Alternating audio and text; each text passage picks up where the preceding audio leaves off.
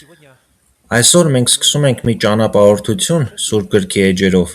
նպատակ ունենալով կարդալ ամբողջ Աստվածաշունչը, սկզբից մինչև վերջ, և յուրաքանչյուր հատվածի վերաբերյալ տալ հարց. ո՞րն է Աստծո պատգամը, ի՞նչն է ամենակարևորը, որ Տերը ցանկանում է հայտնել այս հատվածի միջոցով։ Այս նախաձեռնությունը կոչվում է «Լսելով Աստծո պատմությունը»։ Եվ ահա այսօրվա Աստծո պատմությունը՝ արարում և անկում, Ծննդոց գիրք, առաջին 3 գլուխները։ Ասացեք, իսկ որո՞նք են գոյության ամենանշանակալից հարցերը, որոնք մարդիկ տալիս են իրենց՝ մեծանալով և սկսելով մտորել կյանքի իմաստի մասին, որո՞նք էին այն գլխավոր հարցերը, որոնք դուք էիք տալիս, երբ առաջին անգամ մտածում էիք կյանքի իմաստի մասին։ Առաջին հարցը, վիճակագրական առումով, հաճախ դա մեր ծագումն է. որտեղից ենք մենք, ինչպես ենք հայտնվել, ինչի հետևանքով, պատահականությո՞ւն է դա, թե նախագիծ։ Երկրորդ հարցը, որն իմ ծառայության ընթացքում հանդիպել է ամեն ամիս, քառորդ դար շարունակ, ինչու է աշխարհում այսքան շատ չարիք։ Եթե Աստված ամեն ինչ ստեղծել է, ապա ինչու և ինչպես է թույլատրվել չարիքը մտնել աշխարհ։ Եվ ահա երբ մենք բացում ենք Աստծո Սուրբ Գիրքը, երբ մենք բացում ենք Սուրբ գրվածքները, մենք տեսնում ենք, որ հենց սկզբից Աստված հասցեագրում է հենց այս հարցերը, հենց այս հրատապ էգզիստենցիալ հարցերը, մեր ծագման և չարիքի հայտնվելու մասին։ Եկեք այսօր դիտարկենք Աստծո պատմության որոշ տարրեր այս թեմայով։ Առաջին թեման՝ արարում։ Ծննդոց առաջին գլխի առաջին համարն ասում է. «Սկզբում Աստված ստեղծեց երկինքն ու երկիրը»։ Սկզբում Աստված ստեղծեց երկինքն ու երկիրը։ Դուք կարող եք ցույց տալ, թե որտեղ է մեզ մոտ երկինքը։ Պարզապես մատով։ Իսկ երկիրը այստեղ է։ Էլի որևէ բան կա բացի երկնքից ու երկրից։ Այսինքն ինչի մասին է խոսում Սուրբ Գիրքը։ Այն ամենը, ինչ գոյություն ունի, արարված է, այն ստեղծված է։ Մենք հենց ստեղծվել ենք։ Մենք տիեզերական փոշու պատահական ինքնաբուխ համակցություն չենք։ Մենք ստեղծագործական գործընթացի արդյունք ենք։ Մենք ստեղծվել ենք Բարձրյալի կողմից։ Առաջին գլխի 3-րդ համարն ասում է այս մասին, թե ինչպես. «Եվ Աստված ասաց. թող լույս լինի»։ Եվ ինչ է գրված հետո. «Եվ լույս եղավ»։ Ինչպե՞ս Աստված ստեղծեց ամեն ինչ։ Խոսքով։ Աստված ստեղծեց ամեն ինչ իր խոսքով, իր աստվածային լեզվով։ Այս արտահայտությունը «Եվ Աստված ասաց» բնագրում գրված է «Վայոմեր Էլոհիմ», և հետո «Եվ այդպես եղավ» կրկնվում է բազմաթիվ անգամներ Ծննդոց գրքի առաջին գլխում։ Աստված ստեղծեց ամեն ինչ իր խոսքով, և նախկինում աթեիստներին դա թվում էր բացարձակապես մանկական, ոչ լուրջ և նույնիսկ հակագիտական, բայց հետո, երբ սկսեց զարգանալ համակարգչային ծրագրավորման գիտությունը, որպես բազմաթիվ պատկերավոր օրինակներից մեկը, մենք հասկացանք, որ պարզվում է,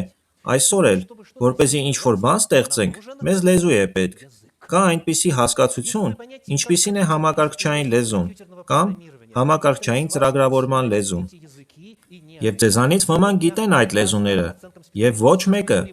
Այսօր ըստ մասնագետների գնահատականների, գոյություն ունի ավելի քան 8000 համակարգչային լեզու, նշենք դրանցից մի քանիսը՝ C++, Pascal, Ada և այլն։ Երբ մասնագետը գրում է համակարգչային կոդեր, նա օգտագործում է հատուկ լեզու, և կիրառելով այդ լեզուն, այդ համակարգիչը այդ տեխնիկան տալիս է պատրաստի դետալ, սարքավորում, ինչ-որ ծրագիր, հավելված, գույն և այլն։ Այսօր ստեղծելու համար պետք է ունենալ լեզու։ Ասացեք, իսկ ի՞նչ է ԴՆԹ-ն։ Դա մոլեկուլ է, որը պարունակում է լեզու, պարունակում է հսկայական քանակությամբ տեղեկատվություն,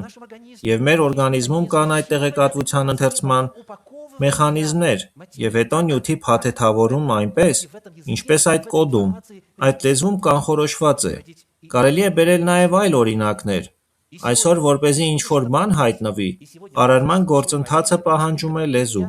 պահանջում է տեղեկատվություն, հետևաբար, ասաց և եղավ։ Արտահայտությունն այլևս ֆանտաստիկ չէ, դա այն է, ինչ մարդիկ նույնպես կարողանում են անել։ Այսպիսով, այն ամենը, ինչ մենք տեսնում ենք, և նույնիսկ այն ամենը, ինչ չենք տեսնում, ստեղծված է։ Երկրորդը, Աստված դա ստեղծել է իր խոսքով։ Եկեք հիմա նայենք Ծննդոց առաջին գլխի 4-րդ համարին։ Եվ Աստված տեսավ լույսը, որ այն բարի է, և Աստված բաժանեց լույսը խավարից։ Սուրբ Գիրքն առաջին գլխում անընդհատ կրկնում է այս արտահայտությունը, և Աստված տեսավ, որ դա բարի է, լավ է։ Իսկ ամենավերջում, 31-րդ համարում գրված է, որ Աստված տեսավ այն ամենը, ինչ ստեղծել էր, և ահա շատ բարի էր։ Բնագրում տով մեոդ, շատ լավ, չափազանց լավ։ Այն ամենը, ինչ Աստված ստեղծել էր, բարի էր, ամբողջական էր, ներդաշնակ և շատ գեղեցիկ։ Տիեզերքը, և այդ թվում մեր երկիրը, որը դուրս էր եկել Արարչի ձեռքերից, իդեալական էր, այն առանց որևէ արատի էր։ Այսպես է ավարտվում Ծննդոց գրքի առաջին գլուխը։ Ես կցանկանայի այս առաջին գլխի նյութի առատությունից անդրադառնալ մի հարցի՝ կոսմոլոգիայի, տիեզերաբանության ոլորտից։ Ինչ է կոսմոլոգիան։ Դա գիտություն է տիեզերքի կառուցվածքի մասին։ Վերադառնանք առաջին գլխի առաջին համարին։ Սկզբում Աստված ստեղծեց երկինքն ու երկիրը։ Երկիր բառը եզակի թվով է, և երկինք բառը նույնպես եզակի, սակայն դիմելով այլ թարգմանությունների, տեսնում ենք, որ երկինք բառն այնտեղ մի փոքր այլ կերպ է հնչում։ Օրինակ, սկզբում Աստված ստեղծեց երկինքները և երկիրը։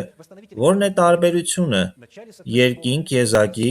երկինքներ հոգնակի։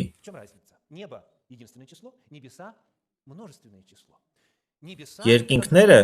բնագրի ճշգրիտ թարգմանությունն է։ Բնագրում եբրայերեն շամայիմ բառն է։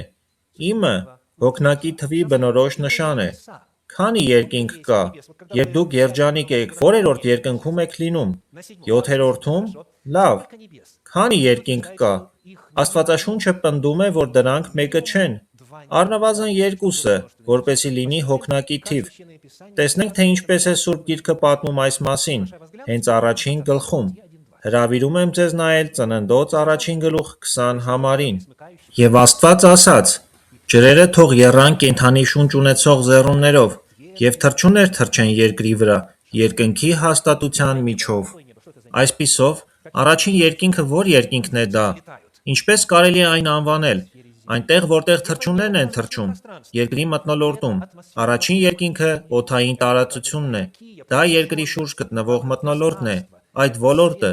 այն վայրը, որտեղ թռչուններն են թռչում։ Սա առաջին երկինքն է։ Կարդանք նաև Ծննդոց գրքի առաջին գլխի 14-րդ համարը։ «Եվ Աստված ասաց. թող լուսատուներ լինեն երկնքի հաստատության մեջ, որպեսզի ցերեկը բաժանեն գիշերից»։ Նշանակում է երկնային մարմինները, սա երկրորդ երկինքն է։ Որտեղ են գտնվում մեր երկնային մարմինները։ Ինչպես ենք մենք կոչում այդ տարածությունը։ Տիեզերք։ Երկրորդ երկինքը տիեզերքն է։ Դա այն վայրն է, որտեղ գտնվում են երկնային մարմինները։ Էլ ինչ մենք կարող ենք իմանալ։ Ասացեք, իսկ ո՞ր վայրն է։ Թեև այստեղ Ծննդոց առաջին գլխում ուղղակիորեն չի անվանվում, բայց ենթադրվում է։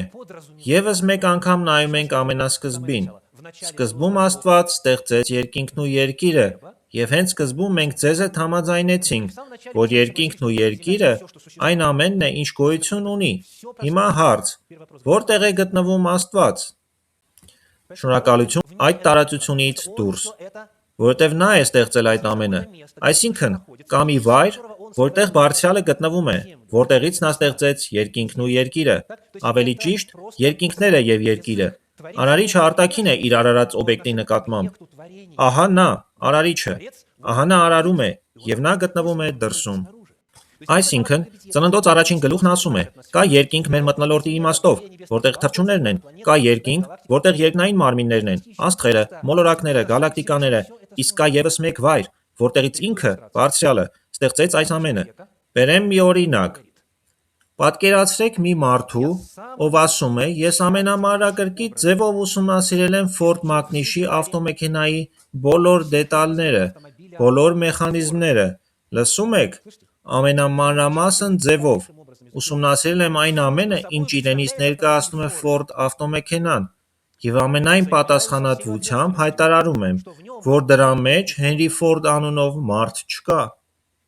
Իմ բոլոր հետազոտությունները, և մանրադիտակի տակ, և բաղադրությունը, և համաձուլվածքները, ես գիտեմ այս մեքենան սկզբից մինչև վերջ, երաշխավորում եմ ձեզ, որ Ֆորդ ավտոմեքենայի մեջ Հենրի Ֆորդ չկա,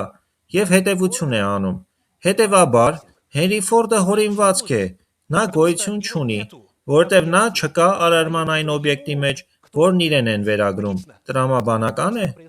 Ահա նույն բանը տեղի է ունենում աթեիստների հետ, ովքեր ուսումնասիրում են տիեզերքը, մակրոտիեզերքից մինչև միկրոտիեզերք, և այնտեղ Աստծուն չեն տեսնում: Սիրելիներս,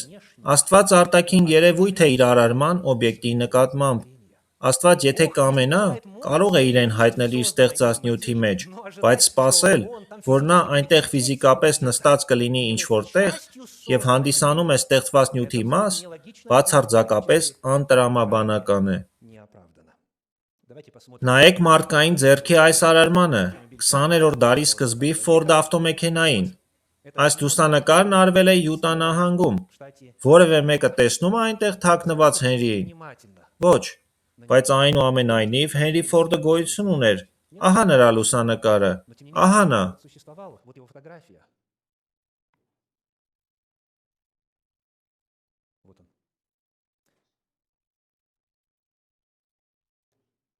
Կա 3 երկինք՝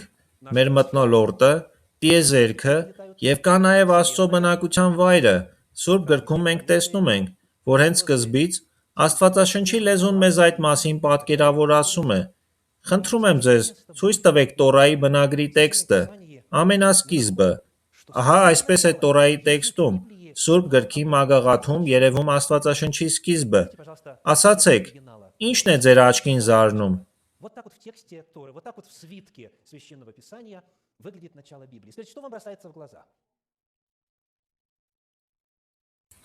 Առաջին տառը մյուսներից ավելի մեծ է: Դա Բեթ տառն է, եբրայերեն այբուբենի երկրորդ տառը: Եվ ահա, Բերեշիթ բառը կարդացվում է աջից ձախ: Ասացեք, այս տառը ձեզ ի՞նչ է հիշեցնում: Նայեք, ինչի է նման: Հուշե՞մ ձեզ: Դա փակագիծ է, փակագծի է նման: Տորայի հետազոտողները վաղուց արդեն ուշադրություն են դարձրել սրան: Տեքստը կարդացվում է աջից ձախ, և Աստվածաշնչի ամբողջ տեքստը պարփակված է մի մեծ փակագծի մեջ: Այսինքն մենք չգիտենք այն ամենը, ինչ եղել է դրանից առաջ, մենք չգիտենք ինչ կա վերևում և չգիտենք ինչ կա ներքևում: Մենք գիտենք միայն այն, ինչ Բարձրյալը մեզ հայտնել է: Այսինքն, Տերը միանգամից մեզ ցույց է տալիս. դուք պարփակված եք ժամանակի մեջ, տարածության մեջ, դուք ապրում եք եռաչափ չափման մեջ: Եվ այս ամենը ես եմ արարում, բայց ես դրսում եմ: Եվ սա հենց այնպես կոչված երրորդ երկինքն է, որը մեր ուսումնասիրության և հնարավորության սահմաններից դուրս է: Մենք սահմանափակ ենք ճանաչողության մեջ: Եվ այն կոչվում է այսպես. Բ Կորնթացիս 12:2 2-րդ համարից մինչև 4-րդ համարները: Քրիստոսով մի մարդ գիտեմ, որ 14 տարի առաջ, չգիտեմ մարմնով, թե առանց մարմնի, Աստված գիտի, մինչև երրորդ երկինք հափշտակվեց: Այսպիսով, ըստ Աստվածաշնչի կա 3 երկինք: Գիտեմ նաև այնպիսի մարդու, չգիտեմ մարմնով թե առանց մարմնի, Աստված գիտի, որ հափշտակվեց դրախտի մեջ ու անպատմելի բաներ լսեց, որ մարդը չպետք է խոսի դրանց մասին: Ի՞նչ է գտնվում երրորդ երկնքում: Դրախտը որպես Բարձրյալի բնակության վայր: Աստվածաշունչը բացահայտում է, որ կա 3 երկինք: Եվ սա բացահայտում է հենց Ծննդոց գրքի սկզբում, առաջին գլխում: Այսպիսով մենք մի փոքր դիպչեցինք առաջին թեմային: Մենք արարվել ենք, մենք հայտնվել ենք որոշակի մտահղացմամբ: Հետո մենք արարվել ենք լեզվի օգտագործմամբ, ասաց և եղավ: Այն ամենը, ինչ ստեղծվել էր Բարձրյալի կողմից իր բնույթով շատ բարի էր: Եվ մենք նայեցինք աստվածաշնչյան պատմության մի փոքրիկ դետալի՝ երկինքների կառուցվածքին: Հիմա, որտեղի՞ց հայտնվեց չարիքը: Ո՞ր գլուխն է մեզ պատմում երկրի վրա չարիքի հայտնվելու մասին: 3-րդ գլուխը: Օձն ավելի խորամանկ էր, քան դաշտի բոլոր գազանները, որ Տեր Աստված ստեղծել էր: Օձն ասաց կնոջը. իսկապե՞ս Աստված ասաց, որ պարտեզի ոչ մի ծառից չուտեք: Օձի խորհրդավոր կերպարը վաղուց է հետաքրքրում Աստվածաշնչի ընթերցողներին ու հետազոտողներին: Ո՞վ է նա: Ի՞նչ երևույթ է սա: Բացելով Սուրբ գրքի բնագիրը, մենք տեսնում ենք, որ օգտագործում է հին եբրայերեն նախաշ բառը։ Ինչ է դա նշանակում։ Հետաքրքիր է, որ հին եբրայերենում, որով գրվել է Աստվածաշունչը, կա 5 բառ օձերին բնորոշելու համար, բայց այս բառը եզակի է, այն արտասովոր է։ Նայենք այս բառի օգտագործման 3 օրինակների և տեսնենք, թե այն ինչ է նշանակում։ Ծննդոց 44-րդ գլուխ 5 ասում է. «Այն չէ գավաթը, որով իմ Տերը խմում է և որով նա գուշակություն է անում»։ Որտեղ է այս նախաշը։ Գուշակություն է անում։ Հաջորդը Ղևտական 19-րդ գլուխ 26 է. «Միսը արյունով չուտեք, հմայություն և գուշակություն չանեք»։ Այստեղ նախաշը թարգմանված է որպես հմայություն անել։ Թվոց 23-րդ գլուխ 23 ասում է. «Դրա համար Հակոբի դեմ կախարդություն չի լինի, ոչ էլ մոգություն Իսրայելի դեմ»։ Այստեղ թարգմանված է կախարդություն բառով։ Այսպիսով, նախաշը ոչ միայն օձ է, այլ հենց այս բառը Աստվածաշնչում բազմիմաստ է և նշանակում է գուշակել, հմայել, կախարդություն անել։ Ո՞վ է գուշակողը կամ հմայողը։ Ըստ էության նա մեդիում է,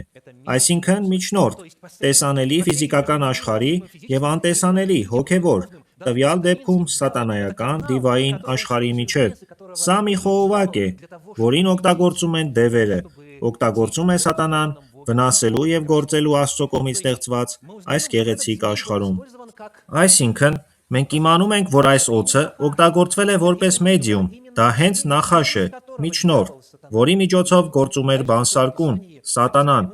Եվ հետո, Սուրբ գրքում ուղղակի տեքստով գրված է Հայտնություն 12-րդ գլուխ 9. «Եվ ցած գցվեց մեծ վիշապը, այն հին օձը, որ կոչվում է բանսարկու և սատանա, որ մոլորեցնում է ամբողջ տիեզերքը»։ Ահա թե ինչու է երկրի վրա այսքան շատ չարիք։ Մեր նախածնողները, Ադամն ու Եվան, ցավոք լսեցին այս նախաշին։ Նրանք ցավոք կանգնեցին սատանայի կողմը և արդյունքում եկան հիվանդությունները, տառապանքը, վիշտը և վերջին հաշվով մահը։ Նախաշը մեդիում է, սատանայի չար ու պիղծ ոգիների ներկայացուցիչը երկրի վրա։ Բայց Տերը իր մեծ ողորմությամբ, երբ մեր նախածնողներն ընկան մեղքի մեջ, նրանց չթողեց բախտի քմահաճույքին։ Ծննդոց գրքի հենց այս 3-րդ գլխում հնչում է այն, ինչ աստվածաբաններն անվանում են պրոտո-ավետարան, առաջին բարի լուրը։ 15-րդ համարում այսպես է ասվում. «Եվ թշնամություն պիտի դնեմ քո և կնոջ միջև, քո սերնդի ու նրա սերնդի միջև. նա պիտի ջախջախի քո գլուխը, իսկ դու պիտի խայթես նրա գարշապարը»։ Տերը մարգարեաբար կանխագուշակում է, որ կհայտնվի մեկը, ով կոչվում է կնոջ սերունդ, և կնոջ սերունդը ինչ է անելու։ Ջախջախելու է օձի գլուխը։ Ավելի ուշ, Հռոմեացիների 16-րդ գլուխ 20 համարում սա ձևակերպվում է հետևյալ խոսքերով. «Եվ խաղաղության Աստվածը թող շուտով սատանային ձեր ոտքերի տակ խորտակի։ Հիշում եք, նա խայթում է գարշապարը, բայց սերունդը տրորելու է, ջախջախելու է օձի գլուխը»։ Աստծո այս պատմության մեջ, գեղեցիկ աշխարհի արարման, սատանայի կողմից այդ աշխարհի գրավման մասին, անմիջապես հնչում է նաև փրկության հավաստիացումը։ Սա խոստում է փրկչի մասին. «Եվայի սերունդներից մեկը կգա և կջախջախի սատանային մեր ոտքերի տակ»։ Սա փրկության ավետիս է։ Սա չարի նկատմամբ բարու հաղթանակի ավետիս է։ Աստծո հաղթանակի ավետիսը սատանայի նկատմամբ։ Այն մասին, որ Ադամի ու Եվայի կորցրած սքանչելի դրախտը մեզ կվերադարձվի։ Եվ փառք Աստծո այն բանի համար, որ այդ կնոջ սերունդը հայտնվեց աշխարհում, Աստծո Որդին, Հիսուս Քրիստոսը, եկավ դարձավ մեզանից մեկը, ծնվեց կնոջից և քանդեց սատանայի գործերը։ Ալելույա։ Եվ կգա ժամանակը, երբ նրա հաղթանակի պտուղները կհայտնվեն իրենց ողջ ծավալով, և սատանան վերջնականապես կհեռացվի մեր երկրից և ամբողջ տիեզերքի տարածքներից։ Եվ ահա սա է Աստծո պատմությունը այսօրվա համար։ Ամեն։